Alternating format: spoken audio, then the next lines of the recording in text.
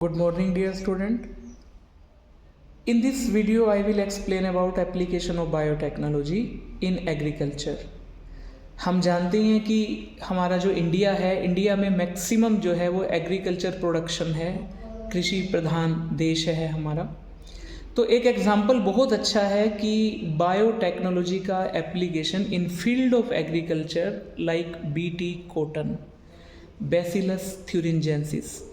हम सब जानते ही हैं कि GMO जेनेटिकली मॉडिफाइड ऑर्गेनिज्म, वो ऑर्गेनिज्म जिनका जेनेटिक मटेरियल DNA में हम अल्टरेशन करते हैं फॉर ऑब्टेनिंग डिज़ायरेबल ट्रेट्स और प्रोडक्ट्स।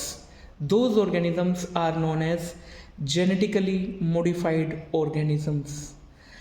बीटी कॉटन की वो वैरायटी जिसमें हमने ऐसा ही कुछ मॉडिफिकेशन किया है। बीटी कॉटन में क्या हुआ कि for example in ordinary cotton whenever the cotton at its mature stage infected by lepidopteran type of insect, those insect consume the sap from the cotton fruits and ultimately our productivity suffer। अब यहाँ हम ये कर रहे हैं कि normal cotton variety को हमने जेनेटिकली मॉडिफाइड किया।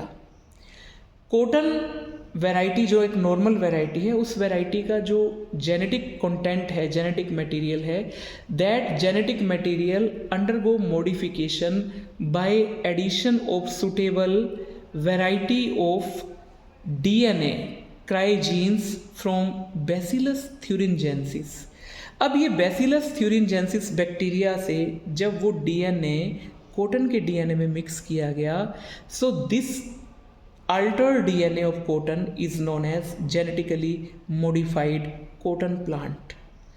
अब whenever this cotton undergo growth and maturity, fruit stage is there, whenever the insect will consume the sap, as the sap enter inside the stomach of insect, this sap converted into oxalate crystal and it will totally damage the stomach or digestive tract of that insect। सो इस तरह से जो हमें insecticide की भी ज़रूरत नहीं महसूस हुई और इंसेक्ट जो है उस पर भी हम कंट्रोल कर पाए और किसी तरह का पोल्यूशन भी नहीं हुआ। So this type of application in agriculture is very beneficial. This is known as application of biotechnology in field of agriculture। जैसे मैंने आपको एक एप्लीकेशन के बारे में बताया कि जेनेटिकली मॉडिफिकेशन किया गया कॉटन में और इंसेक्ट जब उस सैप को कंज्यूम करेगा तो इंसेक्ट का जो स्टमक पोर्शन है इट गेट डैमेज्ड।